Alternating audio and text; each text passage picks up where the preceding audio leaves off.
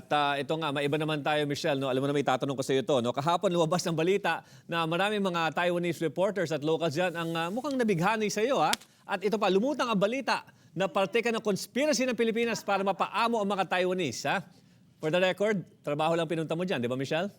Siyempre naman, Paolo, pinadala tayo dito para i-cover lang yung nangyari at siyempre yung investigation nga ng NBI dito sa Taiwan.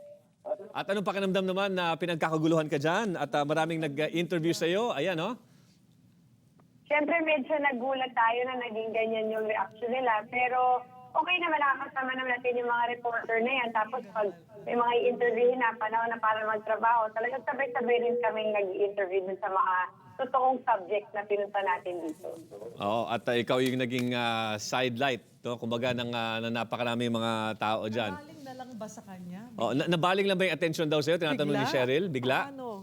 Hindi naman nabaling yung attention. Although, maiba na nagtatanong, siyempre inaangguluhan nila na gano'n yung nangyari. Pero siyempre alam naman natin na mas importante pa rin na i-cover kung yung national issue dun sa pagitan nga ng Taiwan tsaka ng bansa natin.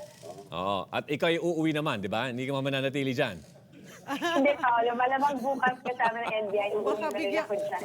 Baka ma-offeran ka na ng contract dyan, ha? Oo, umuwi ka muna dito, ha? Sige, mag-ingat ka dyan. Mag-ingat ka dyan, Michelle. Maraming salamat sa oras, ha? Good morning. Michelle Mediana, nagbabalita live mula sa Taiwan.